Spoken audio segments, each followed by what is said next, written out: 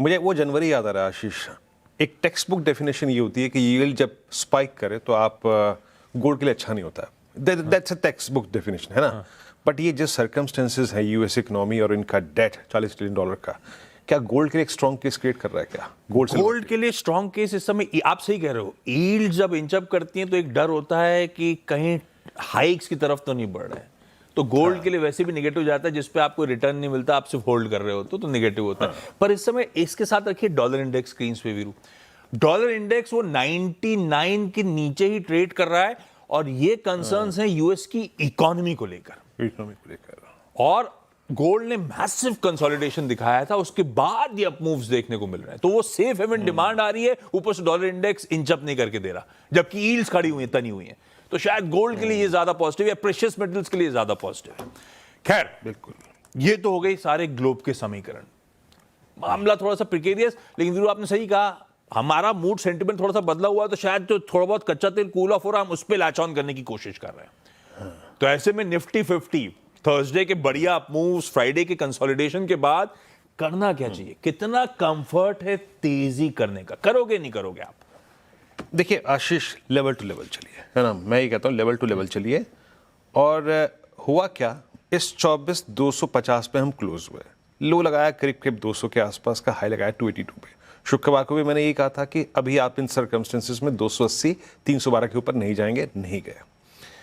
इस रेंज को कैप्चर कर रखा है ऑप्शन राइटर्स ने, और ये एक सेफ रेंज क्यों थी? देखिए, बहुत ही ओवरसोल्ड ट्रैजेक्टरी में आके कॉल राइटर कभी नहीं आता, उसे डर होता है कि बाजार यहां से पुल बैक लेगा तो वो कॉल नहीं बेचेगा। और पुट राइटर को उस वक्त रिस्क ये होता है कि क्या ये लेवल कोलैप्स हो गया, टूट गया, तो फाइनली मैं ट्रैप ना हो जाऊं। मैं इसलिए कह रहा हूं वो स्थिति, क्योंकि मंथली कॉन्ट्रैक्ट की जब एक्सपायरी होती है ना, तो ऐसा अमूमन होता है। तो 24,000 से आप पुल बैक देके यहां पे आए। निफ्टी के अगर आप लास्ट वीक के लो को देखें तो वो क्या था अप्रोक्सीमेटली, अगर आप देखें, एक सेकेंड मैं वीकली चार्ट्स पे कन्वर्ट करता हूं अपने इस चार्ट को।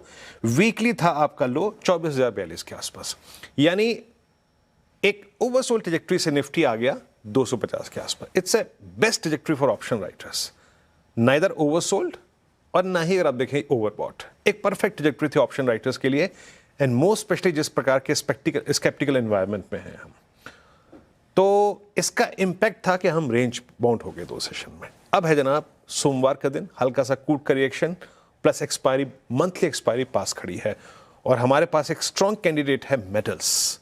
लास्ट सेशन में भी मेटल्स ने हमारे डाउनसाइड को रिस्ट्रिक्ट किया, एग्रेशन था मेटल्स के अंदर। मैं कुछ देर में जब पल्स प्रेजेंट करूंगा तो वहां पे मेटल्स नजर आएंगे आपको। तो ये चीज होगी साहब सेटअप। आइए जरा इंस्टीट्यूशनल बिहेवियर को नोटिस करते हैं कि एफआईएस ने क्या किया। एफआईएस ने कैश मार्केट में पिछले सेशन में भी करीब करीब 542 करोड़ रुपए की सेलिंग करी। डीआईएस का 2124 करोड़ रुपए का बाय था, 363 करोड़ रुपए का उन्होंने इंडेक्स बाय किया, 75 करोड़ रुपए का निफ्टी बाय किया, निफ्टी बैंक बाय किया 294 करोड़ रुपए का। यानी सिंपली उन्होंने अपने थोड़े बहुत जो शॉर्ट्स थे वो काटे। शॉर्ट्स काट के अगर आप देखें बहुत बड़े नहीं काटे, मेरे ख्याल से 2,12,000 कॉन्ट्रैक्ट थे, वो रिड्यूस होके अब लगभग 2,10,000 कॉन्ट्रैक्ट है, यानी मोटा मोटी अगर आप देखें 10,000 कॉन्ट्रैक्ट्स उन्होंने कवर किए। फिर कह रहा हूं कि स्टॉक फ्यूचर्स में एफआईएस के करीब करीब 858 करोड़ रुपए की बाइंग है।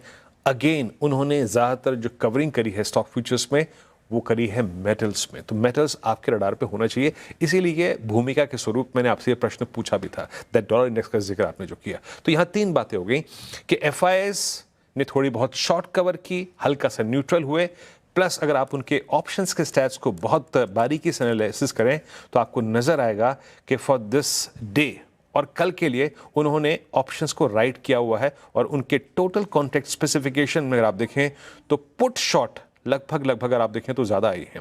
और एक सेकंड मैं आपको बताता हूं, उनकी नेट पुट शॉर्ट जो थी करीब 49,000 और कॉल शॉर्ट थी 35,000, यानी ये क्लासिकल केस है रेंज बाउंड मार्केट का। आशीष, अब आइए ऑप्शंस पर प्लेसमेंट देखते हैं ऑप्शंस की। जब आपको इर्द गिर्द कोई ट्रिगर दिखाई नहीं दे रहा था तो ऑप्शन राइटर्स ने क्या किया? 24,300 का कॉल राइटर, 24,300 का कॉल राइटर सबसे स्ट्रॉन्ग ग्रिप लेके बैठा है। सबसे बड़ा आउटस्टैंडिंग वाई यहीं पे खड़ा है इन टर्म्स ऑफ वाई, 24,300 पे बिकी भी यही कॉल, और नीचे 24,200 का पुट राइटर भी खड़ा है। देखिए इसने वीकेंड का रिस्क लिया, ये 200 की पुट बेच के गया, 17 लाख पुट बिकी, आउटस्टैंडिंग वाई maximum in any call and puts. जो कि सिंपली इंडिकेट करता है कि ऑप्शन राइटर, अगर आप नेकेड आई से भी देखें, they are expecting nifty to stay in a range that's called 24300 और नीचे 24200। मेजर अपसेट होगा तभी इसको ब्रीच करेंगे, मेजर अपसेट होगा ऑन द हायर साइड तभी इसको वायलेट करेंगे, कोई एडवांटेज होगा तो वायलेट करेंगे। लेवल्स लिखे आइए निफ्टी के, पहले निफ्टी के लेवल्स को यहां प्रेजेंट करता हूं। फर्स्ट रेजिस्टेंस क्या है? रेजिस्टेंस नंबर 1 है कॉलाइटर्स का जोन, और निफ्टी के चार्ट्स को थोड़ा सा बारीकी से टाइम स्पेंड कीजिए, आपको नजर आएगा जो मैंने एक्सप्लेन किया 1.35 करोड़ का आउटस्टैंडिंग वाई एट 24,300 प्लस यहां पे आपका 10 और 20 डेमा अलाइंड है। यानी अगर आप थ्रेशोल्ड मान के चले, इस शब्द को जिसको डेफिनेशन थ्रेशोल्ड होती है, अगर हमें इस क्लस्टर को पार करना है देन हम प्रोसीड करेंगे 331 के ऊपर 378 और लगभग 419। अब आप पूछेंगे जनाब वहां पे क्या है? 378 और 419 के आसपास सेकेंड कॉल आइटर यानी 24,400 कॉल आइटर प्लस वहां पे आपका 200 डे एक्सपोनेंशियल मूविंग एवरेज, और उसके बाद अगर वो भी पार होता है तो मैक्सिमम विजन जो यहां बैठ के चार्ट्स, ऑप्शन स्टैट्स, अगर सारे ही कॉल आइटर्स ट्रैप होते हैं, in that case we can move towards 24466 maximum vision, मतलब बेस्ट केस सिनेरियो में। उसके बाद अपनी स्थिति का आकलन करेंगे और लेके आइएगा बेस वन। अगर आप फर्स्ट ट्रैजेक्टरी के ऊपर सुबह 10:15 10:30 तक सस्टेन नहीं कर पाए देन अगेन आप प्राइस कंफर्मेशन लेने के लिए कहां जाएंगे? 24,219 24,121। बाय ऑन डिप्स के लिए ये ट्रैजेक्टरी बिल्कुल इंपॉर्टेंट है और महत्वपूर्ण भी है, और यहां पे क्या है? मोटा मोटी आपका 100 डेमा, आपके दो बड़े पुट राइटर्स और प्लस आपका 50 डे एक्सपोनेंशियल एवरेज यहीं पे अलाइंड है। ये अलाइंड है पुट राइटर्स के साथ, ये अलाइंड है आपका 50 और 100 डेमा के साथ। प्लस एक बात याद रखिएगा, in case of any upset crude के फ्रंट पे, यील्ड के फ्रंट पे, किसी भी फ्रंट पे अगर आप देखें, जैसे कि आपने शुरुआत में कहा बहुत सारे इवेंट्स लाइंड अप हैं इस हफ्ते के लिए, any drift, any slip below base one, आपको फिर प्राइस कंफर्मेशन लेने के लिए ट्रैजेक्टरी नंबर 2 पे जाना पड़ेगा, यानी बेस 2 पे, जो कि 24,113 और 24,090 के आसपास अलाइंड है। आशीष, ये हो गया बढ़िया सा निफ्टी 50 का अप्रोच।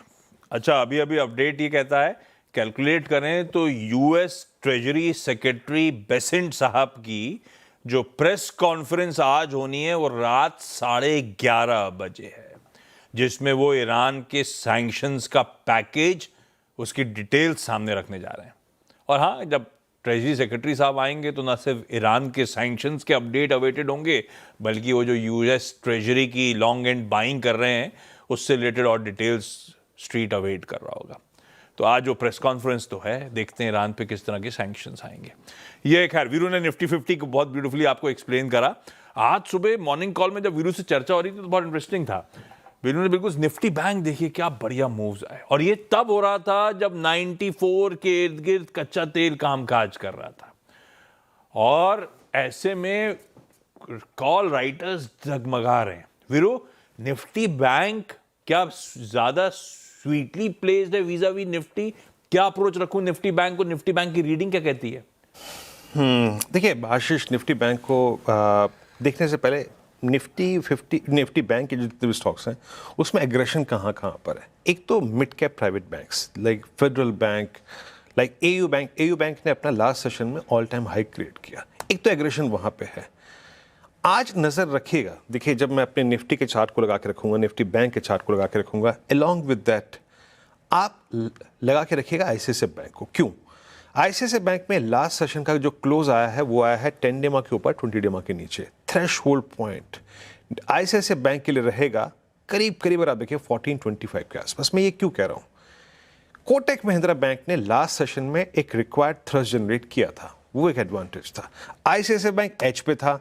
एचडीएफसी बैंक अभी कोई भी कमाल नहीं कर रहा है, ना करने के अगर आप देखें कोई स्टैट्स नजर आ रहे हैं यहाँ पर, तो सारा का सारा दारोमदार रहेगा ये एचडीएफसी, ये आईसीआईसीआई बैंक और एक्सिस बैंक पे। एसबीआई स्टिल बैकफुट पे है, तो रीडेमा को पार नहीं कर पा रहा है। तो हमें 2-3 क्रिटिकल स्टॉक फ्यूचर्स पे नजर रखनी पड़ेगी, and more specially for that ICICI bank. अब लेके आइए जरा आप ऑप्शंस की प्लेसमेंट। हमने जो मैं बात कर रहा था ना कि निफ्टी एक ओवरसोल्ड ट्रैजेक्टरी से न्यूट्रल ट्रैजेक्टरी में आ गया, बैंक निफ्टी की स्थिति निफ्टी से कहीं अच्छी थी। ये सारे एवरेजेस के ऊपर ट्रेड कर रहा है, अभी भी ये क्लोज अच्छी ट्रैजेक्टरी पे हुआ है। मोर स्पेशली जो ये पिछले 3-4 दिन का बिहेवियर रहा, क्रूड एट 94, स्टिल आप हाई ट्रेजेक्टरीज में अगर घूम रहे हैं, उसने 58,000 के कॉल आइटर को थोड़ा सा डाउटफुल कर दिया। इस पूरे मंथ इस कॉल आइटर ने लुफ्त उठाया आशीष कॉल बेच के। 58,000 का आउटस्टैंडिंग वाई अमूमन करीब करीब 24 से 23 लाख के आसपास था, और वो पिछले सेशन में कम हुआ है। 1,34,000 शेयर कम हुए हैं, बट स्टिल ये ओपन इंटरेस्ट अपने आप में काफ़ी हाई है, 22 लाख का। और पिछले सेशन में स्ट्रॉन्ग पुट राइटिंग हुई है 57,500 पे, 57,200 पे। याद रखिएगा, निफ्टी बैंक का बेस वन स्क्रीन पे लिखा है। पहले बेस वन को पहले डिफाइन करते हैं। बेस वन क्या है?